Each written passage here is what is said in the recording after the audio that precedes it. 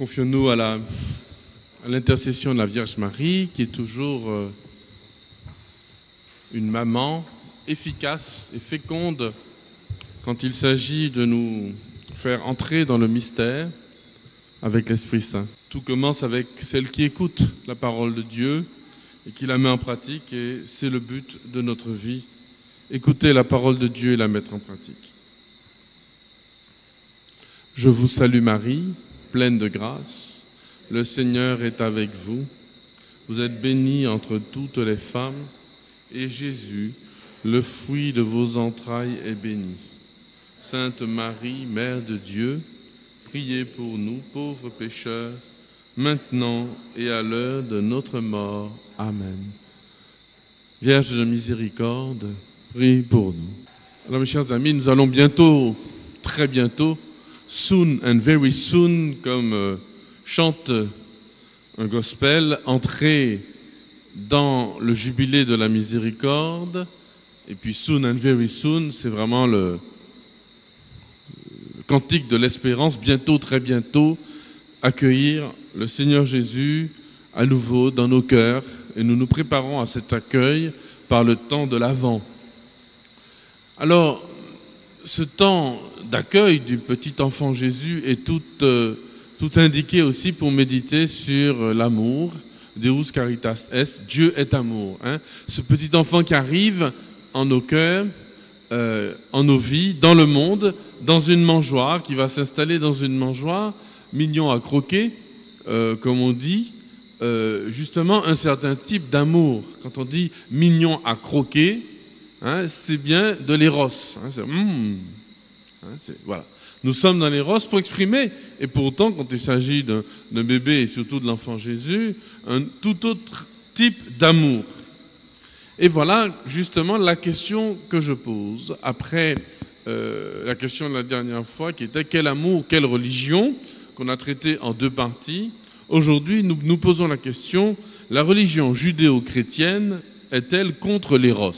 La religion qui aboutit, qui s'épanouit dans la religion du Christ, le lien avec le Christ, cette religion-là est-elle contre l'amour, passion, l'amour qui cherche à croquer finalement, mais dans ce cas de plus beau, mais parfois de moins beau. Alors, nous nous rappelons avec le pape Benoît XVI que dans les religions de l'Antiquité, mais aussi dans une expérience finalement qui revient aujourd'hui dans la vie des hommes, l'éros est célébré comme une force divine. Alors peut-être avec moins de religiosité aujourd'hui qu'à l'époque de l'Antiquité, à l'époque des temples romains et des diverses religions de l'époque, mais avec les mêmes effets. L'éros célébré comme une extase, comme une communion avec Dieu. On a vu la critique de Nietzsche, la dernière fois, le philosophe, qui condamne, qui accuse le christianisme, donc la religion des chrétiens, d'avoir finalement tué ce qu'il y avait de plus beau en l'homme en donnant des interdits et des commandements. Et nous avons vu comment justement notre religion n'était pas entre d'un côté la débauche, l'excitation, et puis de l'autre les interdits qui vont brimer la vie humaine en interdisant ceci, cela, telle boisson, bref, tout ce qui rend ivre de joie finalement serait brimé dans notre religion. Et nous avons expliqué que notre religion ne se basait pas sur la chair, comme dit saint Paul. Rappelez-vous, lorsqu'il éclate de colère, sainte colère, mais de colère quand même, auprès des Galates, en disant « Galates, bande d'idiots ». Ô Galates sans intelligence, traduisent nos Bibles, mais c'est bande d'idiots, comment pouvez-vous revenir à une religion de la chair avec des interdits de nourriture, des préceptes sur le vêtement, etc. Ce n'est pas ainsi que nous sommes allés au Christ. Nous sommes allés au Christ pour un autre type d'amour. C'est moi qui prolonge. Nous sommes allés au Christ, non pas en interdisant des choses par rapport à l'éros ou en permettant, nous allons à Dieu dans un autre type d'amour qui est l'amour agapé, qui est une autre expérience de l'amour. Donc, cette question se pose, si nous nous réclamons de l'amour agapé, l'amour qui fait sortir de soi, qui a pour fin l'autre et l'autre avec un grand A, donc une expérience mystique qui nous dépasse aussi, et qui n'est pas non plus l'amour filial, mais je ne vais pas revenir dans l'enseignement de la catéchèse de la semaine dernière et de la semaine d'avant. Est-ce que nous renonçons définitivement à l'éros?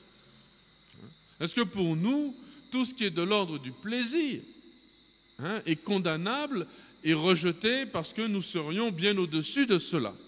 Je le dis avec d'autant plus de force que l'ordre dominicain auquel j'appartiens est né il y a 800 ans, en fait, les 800 ans là, cette année, justement pour s'élever contre une religion qui était née, issue du christianisme, d'une certaine lecture de la foi chrétienne, qu'on appelait les cathares. Aujourd'hui, si vous prenez l'autoroute entre Toulouse et Montpellier, vous allez voir un gros panneau, vous êtes en pays cathare, et on va dire, regardez les méchants catholiques qui se sont opposés aux gentils cathares, qui étaient gentils, c'était notre culture. Le catharisme était une religion pas joyeuse du tout. C'est pas pour ça d'ailleurs que les catholiques se sont opposés, mais il y avait des principes très forts, notamment que tout ce qui était bon, vous savez, un peu comme la diététique féminine, enfin en tout cas selon ma mère, tout ce qui est bon est mauvais et tout ce qui est mauvais est bon.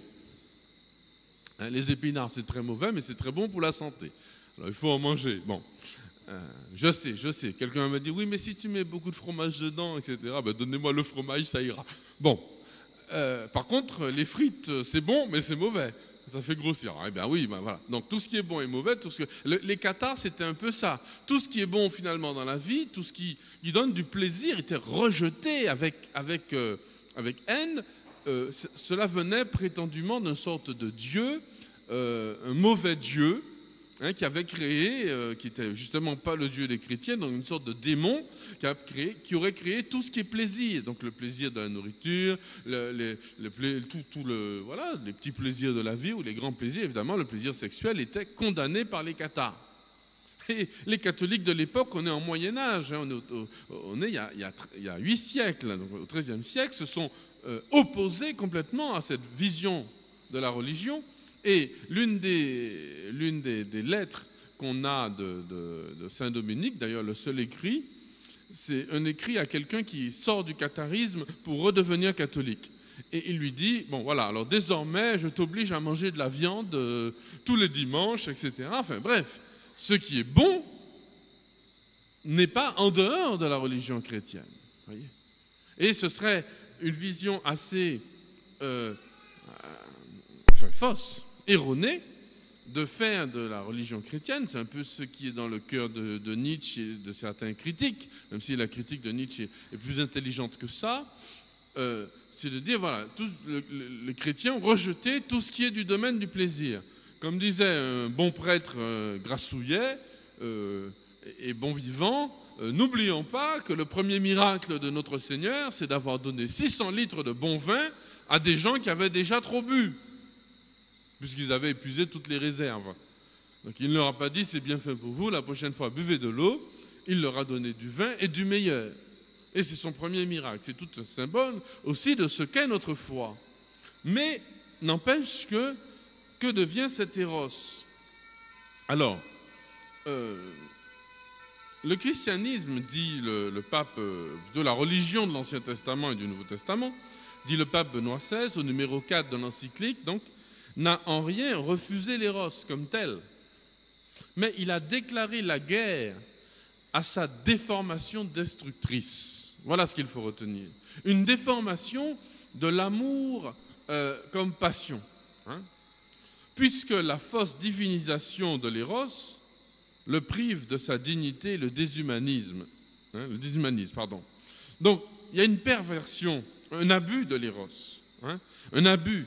Lorsqu'il devient une domination de la passion dans la vie de l'homme. Lorsque la passion domine, elle écrase l'homme. Donc c'est une perversion, une souillure de cet amour si beau qu'il fait partie de notre humanité, de notre nature.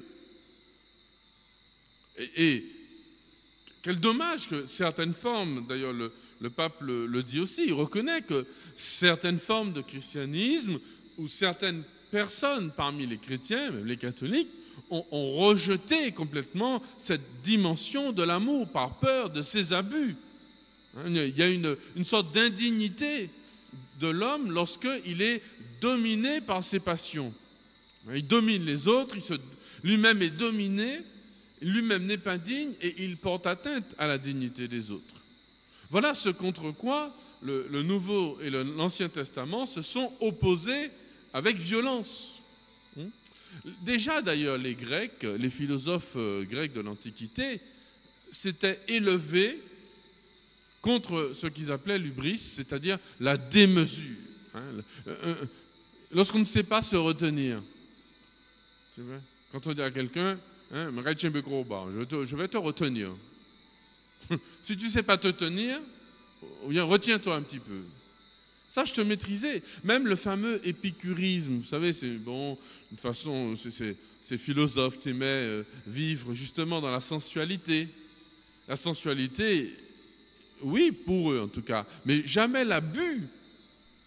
Ce n'était pas le déchaînement qu'il y avait dans d'autres religions, d'autres façons de vivre, ou que l'on voit aujourd'hui, que l'on enseigne comme une sorte de thérapie, de mauvaise thérapie, une thérapie destructrice aux personnes qui, dans nos sociétés, sont accablées de soucis, de craintes, qui sont dans la panique totale par rapport à leur avenir, par rapport à leur vie, qui sont dans des dépressions profondes, et on leur dit, mais lâche-toi, hein, nos limites, hein, vas-y à fond. Et quand on passe dans les rues d'une ville, d'une grande ville étudiante de métropole le vendredi soir ou le jeudi soir, je ne sais plus lequel d'ailleurs, vous voyez des jeunes, des étudiants normaux, pas des soulards, mais qui sont complètement avinés, remplis de vin, d'alcool, de drogue, etc., de ce que vous voulez, parce qu'il faut se lâcher, hein, il faut s'éclater. Bien, déjà, les philosophes, sans être catholiques, chrétiens ou juifs, s'étaient opposés à cette déshumanisation, à cette perversion, hein, à ce manque de dignité, cette atteinte à la dignité de l'homme que consistait ce culte à l'éros, à l'érotisme. Hein. L'érotisme, non pas simplement au sens où on l'entend aujourd'hui sexuel, mais au fait qu'on ne sache pas se tenir. Quand on ne sait pas se tenir, hein, c'est, en un mot pour nous antillais, c'est mal élevé. Hein. Voilà, comme disait Eugène Monat, ma maman m'a dit comme ça, faut pas faire mal élevé. Hein, voilà. Alors, ce n'est pas simplement une question sexuelle, c'est une question de sensualité. Hein, c'est lorsque le sensuel me domine. Bon. Il faut donc non pas détruire cet éros qui est motivant en nous, qui est la passion, voilà, mais le purifier. Le purifier. Alors voilà pourquoi ce que dit le pape. Hein, c'est pourquoi l'éros ivre et indiscipliné, hein, n'est pas monté, n'est pas une montée, n'est pas un extase vers le divin, parce que certains se disent, mais voilà, quand tu es dans le plaisir, les plus grands plaisirs, avec des substances, avec de l'alcool, avec du sexe, quel que soit, tu es dans une extase, tu es hors de toi. Et c'est vrai que les passions nous mettent hors de nous, à commencer par la colère. Mais le plaisir des sens, lorsqu'il atteint ses sommets, on est hors de nous comme quelqu'un qui est complètement ivre, il est hors de lui, il est hors de sens. Mais du coup, sortir de soi, on a l'impression que c'est une extase. Oui, c'est pas une extase, dit le pape, c'est au contraire une chute. C'est-à-dire que l'homme a sa conscience, donc il cherche dans la religion à aller plus haut, plus loin. Mais en fait, en réalité, c'est une dégradation. C'est une dégradation. Il devient ainsi évident, conclut le pape au numéro 4 donc de l'encyclique, évident que l'éros a besoin de discipline et de purification. Hein? Alors, une petite parenthèse sur le mot purification. Purification, ce n'est pas le passage de cochon, de malpropre, si vous préférez, à propre, à ange. C'est pas ça. Quand on dit que quelque chose est impur, c'est quand une chose ne doit pas être là où elle est. Voilà ce que c'est que l'impureté. Pour faire très court, mais imagez, s'il y a dans cette église où nous parlons une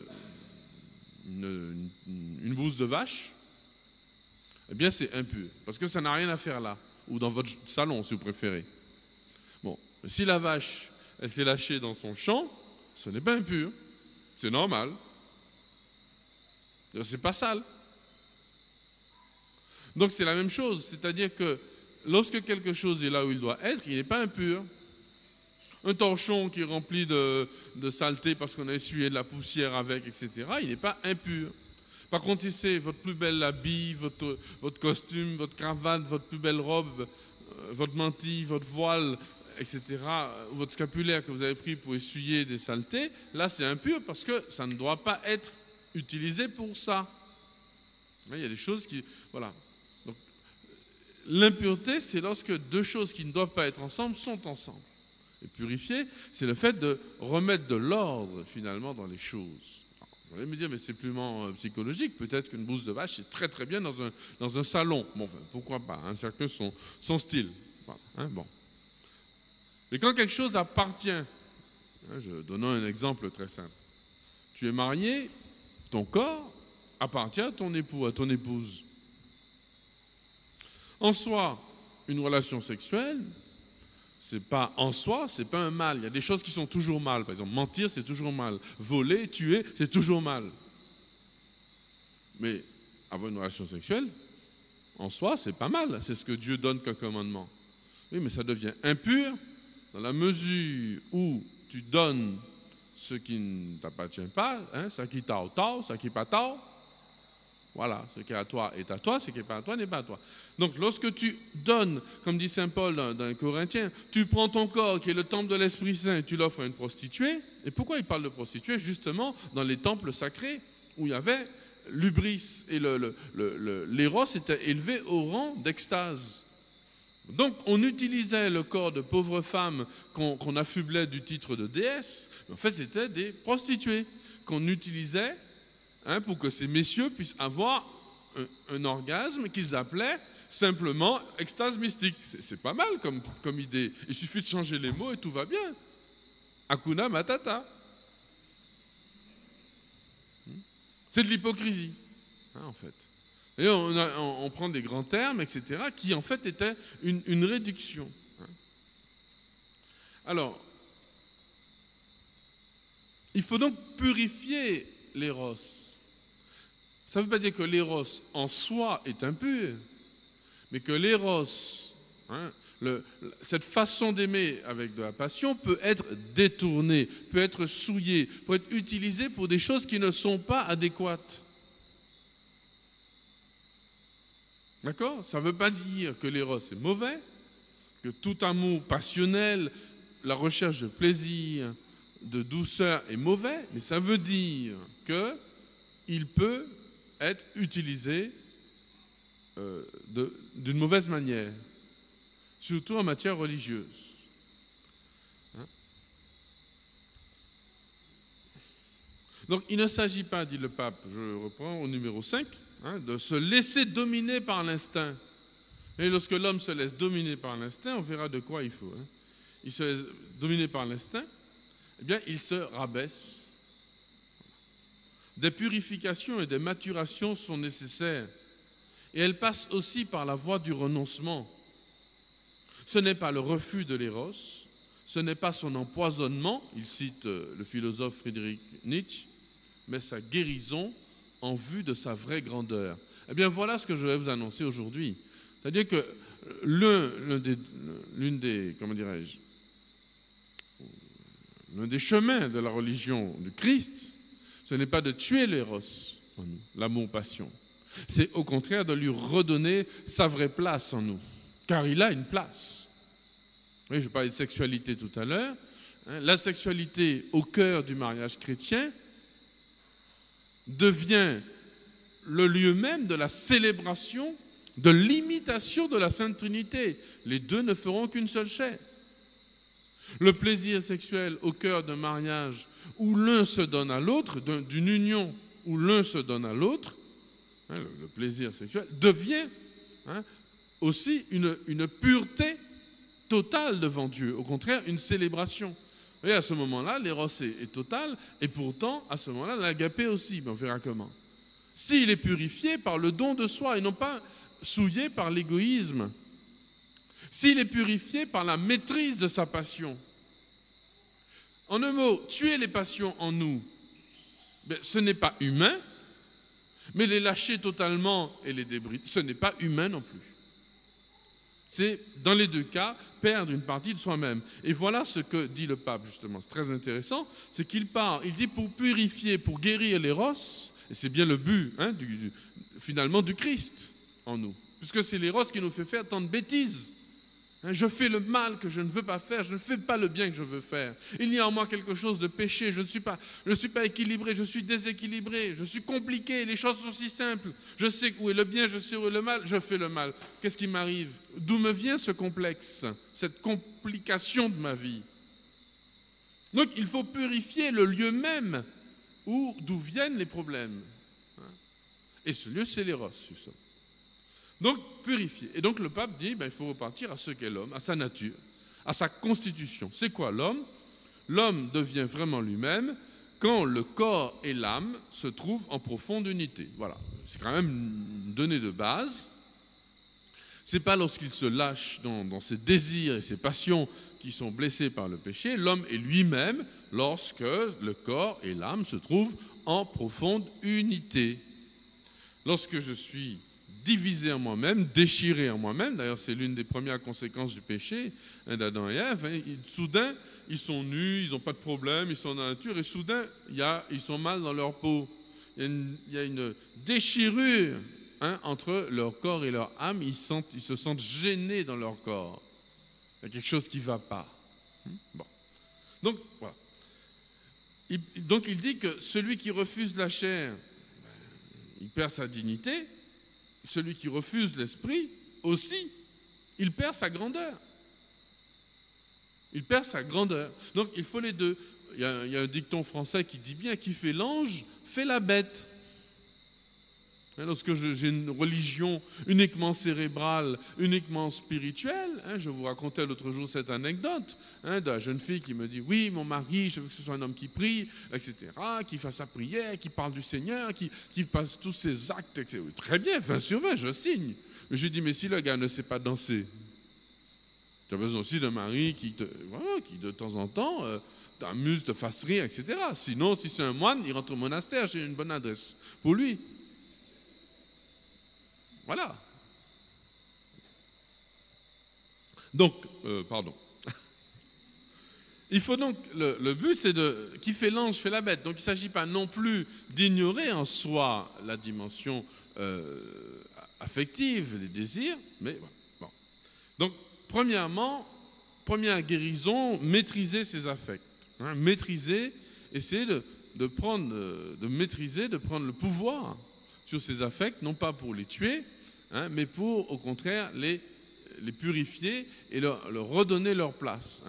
Un prêtre disait à des jeunes une phrase très belle, il dit « Lorsque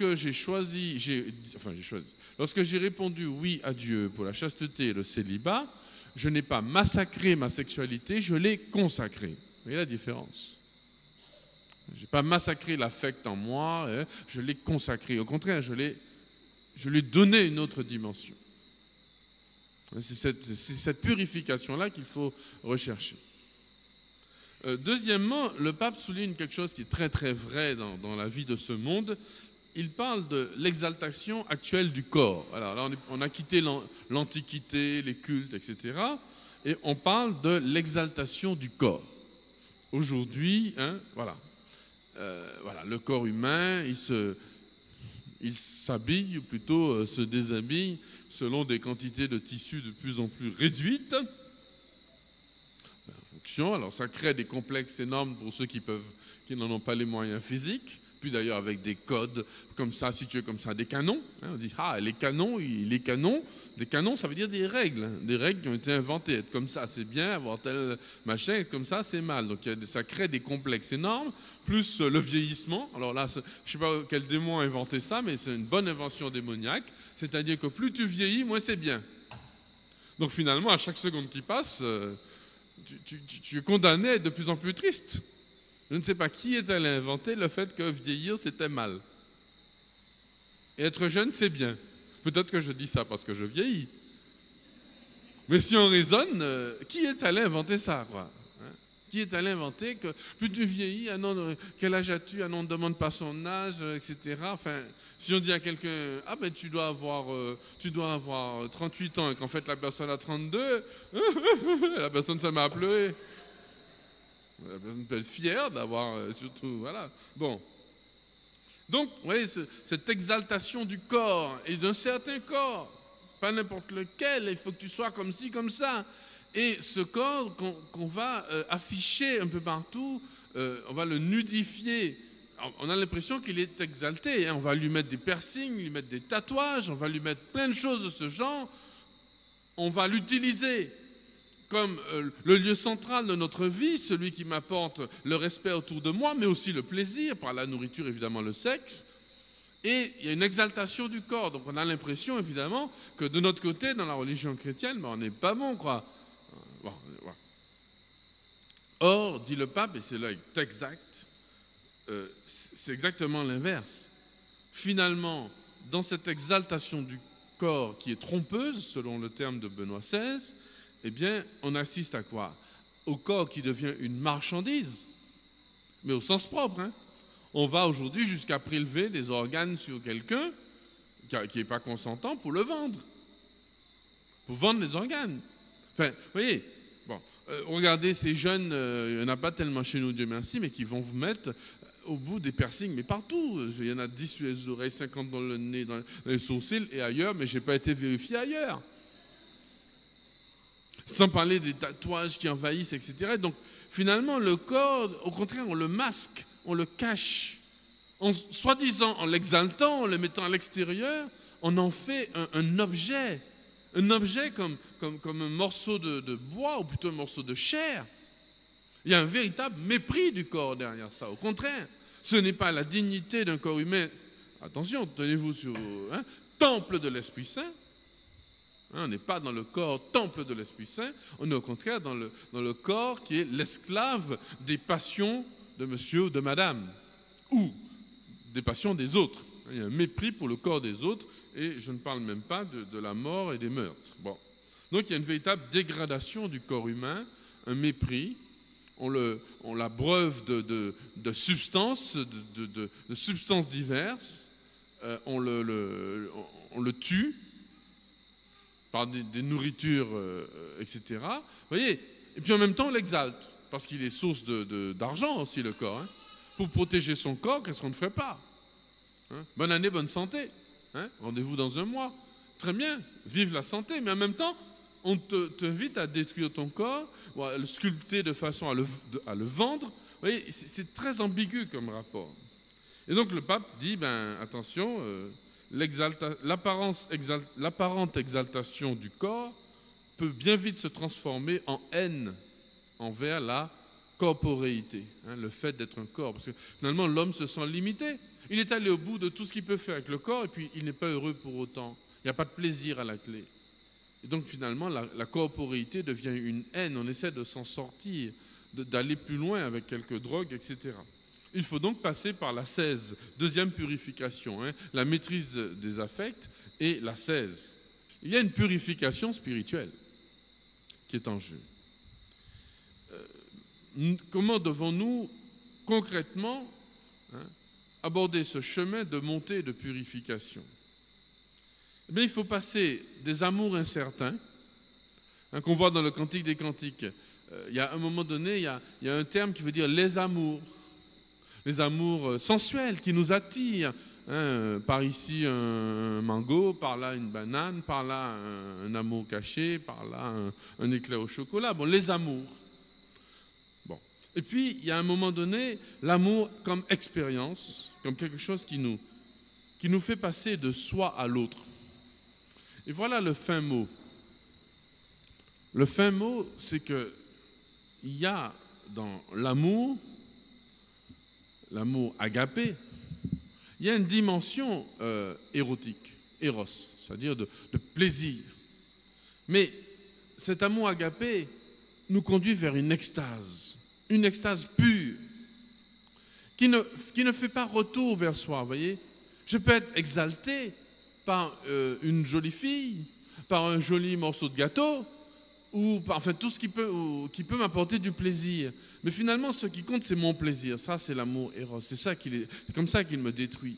Mais lorsqu'il m'attire vers l'autre, mais que c'est l'autre pur que j'aime. Vous voyez, le petit enfant qui vient à Noël, c'est pas sa beauté qui nous attire. C'est vrai que sur la croix, dans quelques années, il est sans beauté ni éclat, dit l'Écriture. C'est lui que j'aime. Et quand je dis il est beau à croquer, le petit enfant de la crèche, certes, il y a quelque chose d'éros. C'est beau, c'est vrai que c'est beau un bébé, en plus nous avons fait de jolies crèches. Et puis en même temps, c'est lui que j'aime. Et ce n'est pas mon plaisir que je cherche. D'ailleurs, on va le croquer, oui, puisqu'il est dans une mangeoire. On va le croquer, oui, puisqu'il va donner son corps en nourriture et son sang comme boisson. Donc à la messe, on le croque. Et pourtant, c'est lui. Vous voyez, il y a à la fois la dimension éros, l'attirance vers, et puis en même temps, ça se transforme dans une expérience unique où c'est lui que j'aime. Et donc, la purification de cet éros vient dans l'extase pure, sans retour, qui va jusqu'au sacrifice, au don de soi. C'est-à-dire où je ne recherche plus aucun plaisir pour moi dans cet amour, mais je ne recherche que lui et lui seul. Voilà. Une citation du pape pour terminer. L'amour vise à l'éternité. L'amour vise à l'éternité. Voilà. Lorsque je suis attiré vers l'autre, on est dans l'éternité. Alors que lorsque ça revient vers moi, je reviens dans le temps et le plaisir s'arrête. Oui, l'amour est extase, mais non pas extase au sens d'un moment d'ivresse, mais extase comme chemin, comme exode permanent, allant du je, enfermé sur lui-même, vers sa libération du don de soi. Et précisément ainsi, vers la découverte de soi-même. Cette extase va vers la découverte de Dieu qui cherche sa vie, qui cherche à conserver sa vie, la perdra. Mais qui perdra sa vie, la sauvera. Voilà le fin mot de cet amour. Digne l'agneau sacrifié, il est saint, il est saint.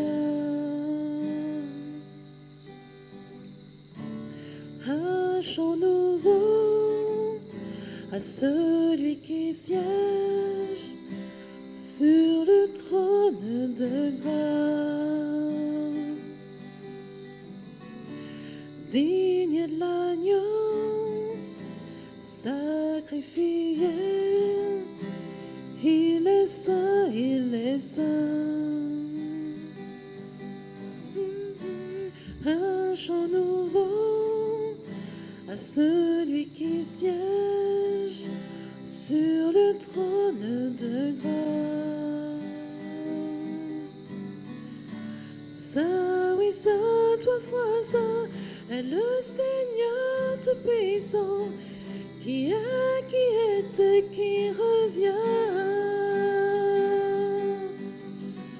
Je chante avec la création, louange au roi des rois.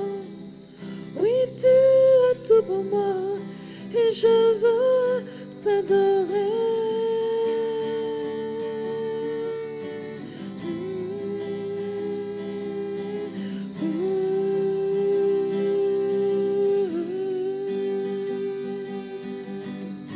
Saint des couleurs d'un arc-en-ciel, entouré d'éclairs, bruit de tonnerre. Louange, honneur et puissance, force et gloire sont à toi. Sagesse au roi des rois.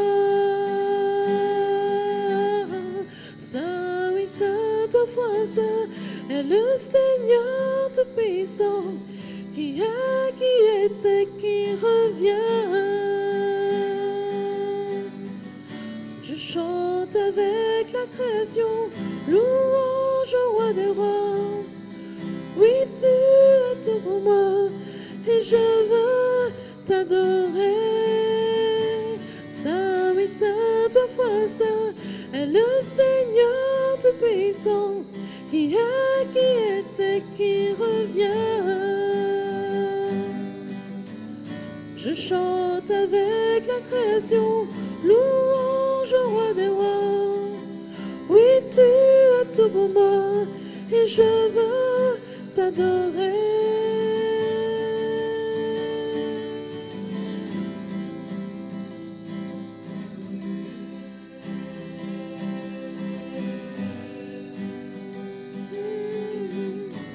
Digne est l'agneau sacrifié, il est saint, il est saint.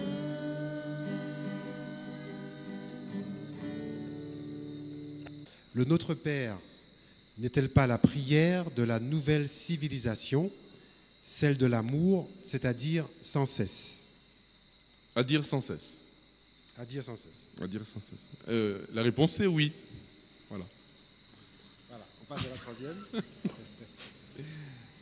No comment. Vous avez entendu la question? Oui? Je reprends. On la reprend, oui. Le Notre Père n'est-elle pas la prière de la nouvelle civilisation, celle de l'amour, à dire sans cesse? La réponse est oui, mais comme on y reviendra, donc on retient que c'est oui. Voilà. Les religions liées à la philia, l'amour d'amitié, ne sont-elles pas loin des principes de la foi? Alors, oui, c'est mon commentaire personnel pour cette distinction que faisait donc, dans la précédente séance, le texte qu'on a lu, où le pape faisait la distinction entre l'amour éros, l'amour agapé et l'amour philia. Je disais que pour moi, il y a des courants religieux, non pas des religions, qui sont liés à l'un ou l'autre des trois amours, notamment des courants religieux qui, par réaction à ces religions de superstition ou les religions de la loi, de superstition qui sont toujours un peu charnelles, on imagine quelque chose, voilà, tu fais ça, par exemple, notre quimbois chez nous, bon ben voilà, ou le vaudou, rempli de façons, de trucs où on croit qu'il y a un esprit qui vient, des choses comme ça, bon, je veux dire au sens où je ne suis pas en train de porter un jugement, une description, un classement peut-être, qui regarde que moi, mais par opposition à ces formes de religiosité où on a, semble-t-il, évacué la dimension intellectuelle, réfléchie, raisonnée de l'homme, des courants religieux, avec guillemets à religion, vont naître, qui vont au contraire baser toute l'expérience mystique, ou plutôt ramener l'expérience mystique à une expérience philosophique. Voilà. Donc il y a des courants comme ça, des courants religieux que l'on rencontre chez nous aux Antilles, où finalement toute religion se vale, où on va regarder toute chose, l'esprit humain ayant pris le pouvoir, la raison au-dessus de toutes les religions. Je fais évidemment référence à la franc-maçonnerie quand je dis ça. Donc évidemment, la foi n'intervient pas. Ou plutôt la foi va être mise dans une case bien précise, mais qui est à ce moment-là dominée par le raisonnement humain qui explique toute chose et qui donc n'a d'extase qu'en lui-même, qui n'a de bonheur que lorsqu'il comprend ou semble comprendre ou pense comprendre une vérité. C'est pour ça que c'est attirant, ce genre de religion. Le bouddhisme aussi est de celui-là, le vrai bouddhisme. Un bouddhisme populaire, enfin qui est un vrai bouddhisme aussi, mais le bouddhisme des textes bouddhistes, c'est un bouddhisme où on ne sait pas si Dieu existe.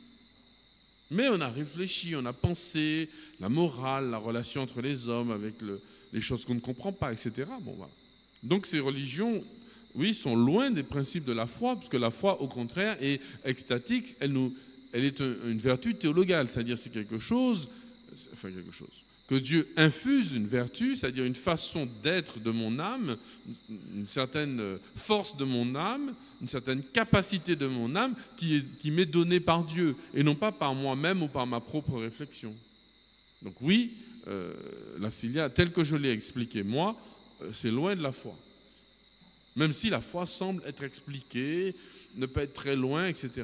Face à un amour-passion, faut-il tenir compte des interdits ou se lâcher afin de ne pas être amer? Comment résister alors que c'est difficile et cela embellit sa vie? Faut-il tenir compte des interdits face à un amour-passion? Oui. Vous tombez amoureuse, madame ou mademoiselle, d'un bel homme qui a toutes les qualités que vous attendez d'un homme, toutes, et qui en plus n'est pas insensible à votre petite personne, ce dont vous avez bien besoin dans votre âme féminine, que quelqu'un s'occupe de vous et vous aime, vous comprenne, vous devine, enfin bref, l'homme idéal. Sauf qu'il est déjà marié. Ah ben là, non, alors là, oui, mais enfin, vous n'êtes pas contente. Alors, il m'aime bien, il me dit, il me chuchote à l'oreille quand il me parle d'amour. Tu vois la vie en rose. Et bon, est-ce qu'il faut? Ben, il y a un interdit. Mais cet interdit, il vient d'où? Il vient d'un gros méchant prêtre qui a inventé ça, ou d'un gros méchant pape qui un matin s'est réveillé, était de mauvaise humeur parce que son café s'était renversé et qui a dit c'est interdit de toucher aux hommes mariés? Ou bien ça vient d'une sagesse qui est beaucoup plus profonde, qui est celle de l'Écriture sainte en particulier, mais même qui est inscrite dans ta nature, qui dit tu ne commettras pas d'adultère, tu ne prendras pas, tu ne convoiteras pas le mari ou la femme d'un autre. Mais si la sagesse le dit, pourquoi elle le dit? Pour t'embêter? Ou bien parce que derrière, il y a un bonheur plus grand? Donc l'interdit, alors il peut être idiot l'interdit, hein. Comme Jésus le dit, par exemple, l'interdit du sabbat n'était pas idiot. Au contraire, il est noble et beau. Mais quand il dit, lorsque ton bœuf tombe dans un trou, tu vas bien le ramasser. C'est idiot de dire que parce que c'est le sabbat, on ne peut pas guérir la main d'un homme ou d'une femme, ou la femme qui est courbée. Donc ça devient idiot. L'interdit n'était pas idiot. Il était, au contraire, une façon de proclamer que Dieu doit être honoré pour lui seul au moins une fois par semaine. Bon, c'est encore le cas pour notre dimanche. Je le rappelle, on ne fait pas de tâches serviles le dimanche. C'est interdit, mais s'il faut les hommes et les femmes qui travaillent dans les hôpitaux, qui s'occupent des malades, il faut bien qu'ils le fassent. Et au contraire, ils doivent le faire. Donc, pourquoi j'ai dit ça? Donc, les interdits, voilà. Les interdits. Donc, les interdits religieux ne sont pas idiots. Par exemple, le coup un interdit que plus personne ne comprend, enfin plus personne, très peu comprennent, et encore moins ceux qui le disent le comprendre ne le comprennent pas, c'est les relations sexuelles avant le mariage. C'était une question d'ailleurs de la semaine d'avant. Oh, c'est mal, hein? Il ne faut pas faire honte à ma grand-mère en tombant enceinte, parce que ma grand-mère aura honte, elle va crier derrière moi en plus.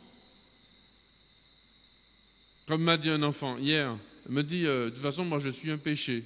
Alors je la regarde, elle me dit, oui, mes parents m'ont conçu en mariage, donc je suis un péché. Je dis, mais un enfant n'est jamais un péché. Mais voyez, là où on va. Bon, alors je reviens sur l'interdit. Cela dit, c'est vrai que l'Église interdit les relations sexuelles en dehors du mariage pour des chrétiens. Mais il faut le comprendre. Et c'est là que tout le chemin est fait dans l'Église, toute la catéchèse, ce que nous faisons, pour essayer de comprendre. La première chose que je pose lorsqu'il y a un problème moral, nous parlons de morale, la première question que je pose, ce n'est pas de dire telle chose est mal, telle chose est bien, c'est est-ce que tu as compris pourquoi l'Église enseigne ça? Ce n'est pas pour ne pas faire honte à ta grand-mère ou parce que ça ne se fait pas et puis que ça se fait ailleurs. C'est parce qu'il y a derrière un enseignement de sagesse, une réflexion. Quand un sage, il voit loin. Vous connaissez le proverbe chinois par cœur. Lorsque le sage montre la lune, le fou regarde son doigt. Donc toi tu dis ça c'est interdit, la personne, un adolescent retient l'interdit. Mais un adulte, il voit plus loin. Donc, est-ce qu'il faut tenir compte des interdits? Ben oui, il faut en tenir compte, en y réfléchissant, en y pensant pourquoi c'est interdit. Ou est-ce qu'il faut se lâcher pour ne pas être amer? Alors, si c'est pour tomber dans l'amertume, ça veut dire qu'on a une idole. Mais c'est vrai que quand on ne se lâche pas, on se retient, quand on s'interdit des choses, ça peut être une ascèse qui, si elle est intelligemment vécue, ce que je vous demande, comme pasteur, comme enseignant, comme théologien, je vous demande d'être intelligent dans tout ce que l'Église enseigne, c'est-à-dire de comprendre si ça existe. Ce catéchisme de l'Église catholique avec ses 3000, je ne sais plus combien d'articles, 2700 ou 800, presque 3000, c'est pour justement que nous puissions comprendre ce que l'Église enseigne. Ce n'est pas tant de lois qu'on respecte, etc. C'est pour que nous ayons une intelligence, parce que Dieu veut que nous comprenions tout l'enseignement dogmatique, qui est Dieu, on va dire, et l'enseignement moral, qu'est-ce qu'il faut faire, comment se comporte ou pas un chrétien. Donc les interdits sont Saint Paul le dit bien, la loi est pédagogue. L'interdit est là pour guider, comme on guide un enfant, je t'interdis d'entrer dans la cuisine. L'enfant a 3 ans. Et quand il a 15 ans, on ne lui dit pas ça, on lui dit écoute, fais attention, le four est chaud. Il y a un gâteau dans le four, tu vas te brûler si tu le touches, c'est tout. Mais l'enfant te dit maman, je sais que le four est chaud, il ne faut pas le toucher. Parce qu'il a compris. C'est ça tout le rôle. Donc les interdits, ça sert à ça. Comment résister alors que c'est difficile et que ça embellit la vie? Parfois c'est trop fort pour nous, on a besoin de ses frères et sœurs, ça s'appelle l'Église, on a besoin d'être accompagné, d'avoir des gens, d'avoir un bon enseignement aussi, qui nous permet de comprendre l'interdit quand il est nécessaire, voyez, quand il est nécessaire dans ma vie, alors que c'est dur, alors que je ne comprends pas. Seigneur, j'ai cherché un mari, tous les garçons sur lesquels je suis tombé sont des rigolos, qui se sont moqués de moi, pour une fois que je tombe sur un monsieur gentil qui m'aime pour moi-même, me respecte, etc. Le gars est marié. Que penser des catholiques qui inscrivent leurs enfants dans les écoles adventistes? La question est compliquée, un peu en dehors du sujet, même si vous pouvez poser des questions en dehors du sujet, on est là pour ça. Parfois, les personnes préfèrent parce qu'il y a un enseignement. Je pense qu'il faut, de toutes les façons, c'est comme quand on met les enfants devant la télé ou quand on les envoie quelque part, il est parfois nécessaire qu'il y ait une lecture, une relecture. Les enfants peuvent recevoir un enseignement biblique qui ne correspondra pas à ce que l'Église enseigne. Eh bien, cet enseignement biblique, il faudra le relire, par exemple un enseignement un peu fondamentaliste, sur justement les commandements, etc. Il ne sera pas mauvais. On a confiance dans nos frères adventistes pour ne pas enseigner d'idiotie. Ce n'est pas le cas des adventistes. Mais, par contre, ils peuvent, ça dépend sur qui on tombe, mais voilà. Si c'est un enseignement contre l'Église catholique, là, il ne faut pas mettre son enfant là-dedans, quoi. Pouvez-vous reprendre, Monseigneur, la définition de l'éros? Ou pas? Oui. Alors je peux reprendre de 10 000 façons, mais je vais essayer de le reprendre tel que je l'avais dit la dernière fois. L'éros, je dis, c'est l'amour-passion. C'est l'amour de la pétale de Marguerite. Je t'aime un peu, beaucoup. C'est quoi après? Passionnément? À la folie? Pas du tout. Voilà. Donc, avec des hauts et des bas. Un amour que je ressens. Une passion, c'est quelque chose qui va faire jaillir en moi, pas systématiquement d'ailleurs, mais qui va faire jaillir en moi un sentiment, avec du plus et du moins. C'est ça l'amour-passion. J'aime plus ou moins le gâteau coco. Moi, j'aime pas. Moi, j'aime un peu. Moi, j'aime beaucoup. Moi, j'aime le gâteau coco quand je sors du bain. Vous savez, quand tu sors du bain, tu t'es baigné dans l'eau de mer, etc. Après-midi, c'est là que je l'aime. Par contre, si on me l'offre le matin, peut-être que je ne l'aime pas. Vous voyez, c'est ça l'amour-passion. C'est un amour qui va... Il y a une variable. Il y a un truc comme quand on allume la lumière. Comment ça s'appelle déjà? Un potentiomètre, c'est ça? Un machin pour allumer plus fort ou plus moins fort. Ben c'est ça, c'est un amour, voilà. Et de temps en temps, je vais sentir cet amour, va me prendre toute ma vie, toute ma conscience. Vous voyez, c'est l'amour qui va, parce qu'il est promesse de plaisir, en fait. C'est ça qui définit cet amour. C'est lorsque je suis attiré vers quelque chose qui va me procurer un plaisir. Alors ça peut être un plaisir physique, bien sûr, mais ça peut être un plaisir psychologique. Par exemple, ça peut être par amour passionnel, affectif, éros, que j'ai envie, ça peut être une bonne envie, par exemple, d'être professeur de physique. Prenons un cas là. Parce que ça va me faire plaisir d'être devant mes élèves et de leur expliquer des théorèmes, des théories, etc. Il y a un plaisir psychologique. Les élèves se lèvent la main. Monsieur, est-ce que ce machin, oui, etc. Vous avez 0, vous avez 10, etc. Ça peut me donner un plaisir psychologique, voilà, qui n'est pas mauvais, mais c'est d'éros.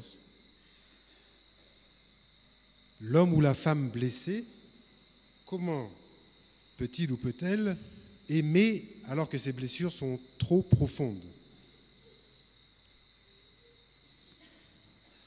That is the question.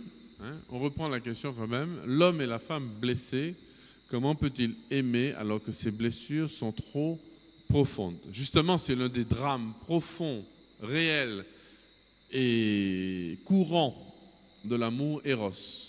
Entre parenthèses, c'est l'une des raisons, par exemple, pour lesquelles l'Église enseigne, c'est un enseignement dur, surtout aujourd'hui, à dire aux jeunes en particulier, mais à tous les autres, que les relations sexuelles en dehors du mariage sont dangereuses. Parce que ça laisse des blessures. Personne ne peut le nier.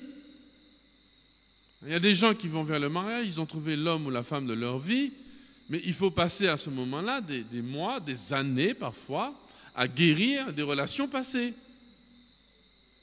Parce que sinon, on fait payer la facture de toutes les trahisons, les ruptures que nous avons faites, qu'on nous a fait aux autres, enfin aux bons qu'on a trouvés, ou à vraiment la femme de sa vie. Au moment où on est prêt, c'est celle-là, c'est celui-là, eh bien on fait payer la facture à celui-là et souvent on gâche justement ce qu'il y aurait eu de plus beau.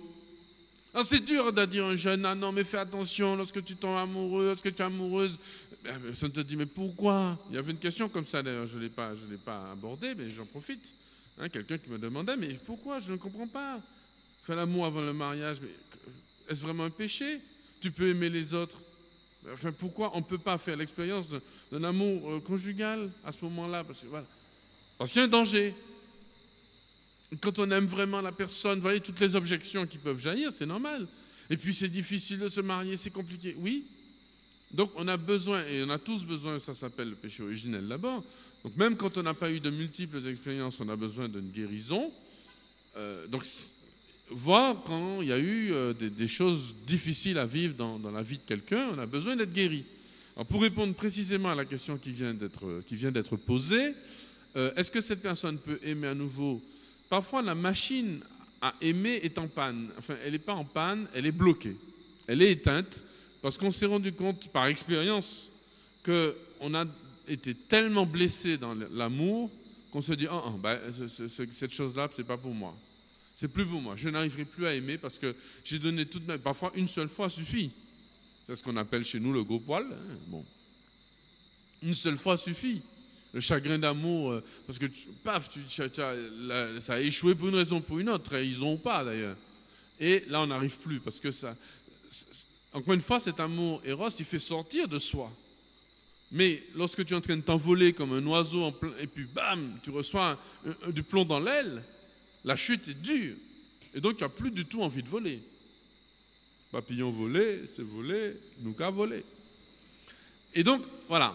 Donc, il faut donc, pour tous et pour chacun, qu'il y ait une guérison spirituelle. Il faut se dire que aimer, ça s'apprend. Et c'est une chose pour laquelle il faut convaincre les gens. Vous savez, conduire une voiture quand tu as 18 ans, 19 ans, si ça t'intéresse, par exemple, tu sais conduire une voiture. Tu as vu tes parents ou tes amis le faire, tu sais qu'il faut démarrer là, tu sais qu'au feu rouge, tu t'arrêtes, que le stop est un stop, etc. Tu connais. Parfois, tu conduis mieux que ta maman. Mais tu n'as pas encore passé le permis, tu n'as pas encore appris. Donc, tu peux conduire la voiture, mais tu vas peut-être l'écraser aussi, et t'écraser avec ou écraser quelqu'un que tu aimes. Et je crois que aimer, ça veut dire la même chose. On sait faire, on sait 90%. Mais on parle des grands principes. Et puis, on finit par se casser la figure dans l'amour à un moment donné parce qu'il y a des choses qu'on ne savait pas. Et je crois que d'ailleurs, je dévoile rien parce que je ne suis pas au courant, mais je pense que l'un des fruits du synode qu'il y a eu sur la famille, et d'une certaine façon sur le mariage, sera l'insistance sur cette préparation au mariage comme guérison profonde, comme temps de guérison des hommes et des femmes. Se préparer au mariage, c'est pas avoir 2-3 enseignements sur ce que c'est que le mariage, et puis acheter une robe, et puis préparer un pâté en pot. C'est guérir profondément pour pouvoir se donner à l'autre. Celui qui ne se donne pas, eh bien, celui qui ne se possède pas ne peut pas se donner. Donc voilà pourquoi tout amour nécessite une vraie guérison, y compris pour ceux, et surtout bien sûr pour ceux qui ont été très blessés et qui le savent. Il nous reste 3 minutes. Je propose 2 questions. Tu choisiras laquelle est la plus facile à traiter ou les deux. Peut-on arriver en enfer parce qu'on est trop gourmand? Et que dire des tatouages, surtout chez les moins de 18 ans? Surtout Chez les moins de 18 ans. On va répondre aux deux. Peut-on aller en enfer parce qu'on est trop gourmand? Oui. De toute façon, les 7 péchés capitaux sont les 7 péchés capitaux. La gourmandise, c'est non seulement un péché capital, mais c'est aussi un démon. En fait, quand on parle de gourmandise, c'est à chaque fois qu'on est possédé. Être trop gourmand, c'est pas manger un carré de chocolat, hein, en plus. C'est lorsqu'on est possédé par quelque chose qui me domine, la drogue, pas une substance, l'alcool. Et à un moment donné, je ne me possède plus moi-même. Alors évidemment, ça devient une maladie au bout d'un moment, donc la responsabilité de la personne n'est plus engagée, donc la personne n'ira pas en enfer, parce qu'elle n'est pas forcément à ce moment-là responsable de ses actes, parce qu'elle est malade.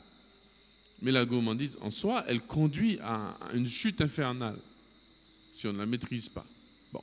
Donc attention, c'est pas rigolo lorsque l'Église dit les 7 péchés capitaux, il n'y a pas le meurtre dedans, vous n'avez pas vu, bon. Mais ça, c'est un autre enseignement sur les péchés capitaux.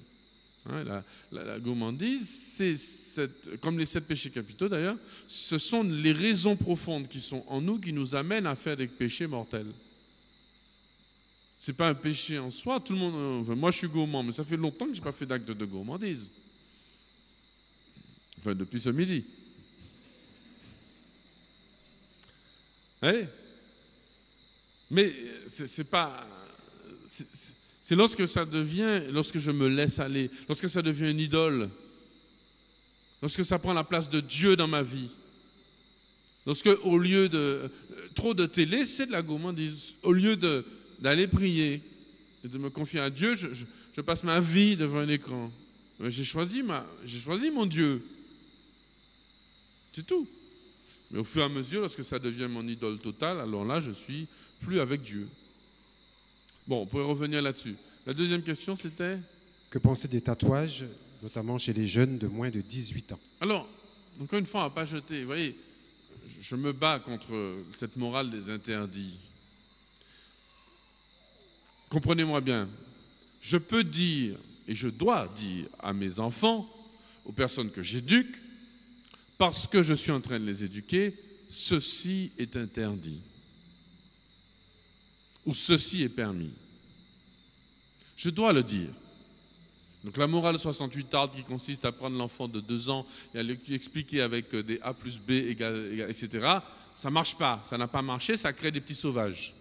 Donc à un moment donné, il faut interdire, mais cet interdit, moi-même qui donne l'interdit, non seulement je dois en connaître la raison profonde, l'intelligence profonde, parce que c'est un interdit qui tombe comme ça du ciel, tu ne sais pas pourquoi, qui est peut-être superstitieux. Ah, on ne s'habille pas en rouge, je ne sais plus quel jour de l'année. Ça vient d'où ça? Il n'y a aucune intelligence derrière ça.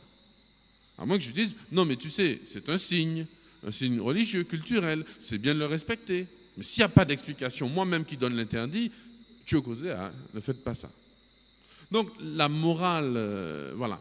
Donc les tatouages, c'est tatouages, c'est tout? Tatouages. Les tatouages, on ne va pas dire que c'est interdit ou c'est permis. Simplement, on sait très bien qu'aujourd'hui, les milieux qui promeuvent les tatouages, c'est ça l'idée. Pas le tatouage en soi. C'est les milieux qui promeuvent les tatouages, promeuvent en fait un certain culte C'est un petit sacrifice que l'on fait. À qui? Je ne sais pas. J'en ai pas fait. C'est-à-dire, c'est offrir quelque chose qui ne va pas s'effacer sur mon corps. Donc c'est un sacrifice, c'est un don de soi, c'est comme mettre une alliance, c'est comme être frère de sang et couper son sang comme les Indiens dans les films de cow-boys. Il y a quelque chose que tu donnes dans le sang en plus. Donc, il faut amener un jeune, on peut lui interdire, mais il faut amener et l'adulte et le jeune à réfléchir à l'acte qu'il pose. Parce que c'est une façon de se donner. C'est comme l'acte sexuel, c'est une façon de se donner. Ce n'est pas anodin, on donne une partie de soi. Donner, c'est donner, reprendre, c'est voler. Quand on a donné, à qui tu as donné? En faisant un tatouage. Même chose pour les piercings d'ailleurs. Donc je ne suis pas en train de dire, voyez, c'est mal, c'est pas bien, etc. Je dis simplement, on sait que derrière, il y a quelque chose de l'ordre du sacrifice. Mais sacrifice à qui? Pas à Dieu. Parce que Dieu ne demande pas ça. Amen. Amen. Notre Père qui es aux cieux, que ton nom soit sanctifié, que ton règne vienne, que ta volonté soit faite sur la terre comme au ciel. Donne-nous aujourd'hui notre pain de ce jour. Pardonne-nous nos offenses, comme nous pardonnons aussi à ceux qui nous ont offensés, et ne nous soumets pas à la tentation. Délivre-nous du mal. Que le nom du Seigneur soit béni, maintenant et à jamais. Notre secours est dans le nom du Seigneur, fait le ciel et la terre. Et que Dieu Tout-Puissant vous bénisse, le Père, le Fils et le Saint-Esprit. Amen. Bonne soirée, bon avant. Au revoir frères et sœurs. Merci de votre fidélité à cet enseignement.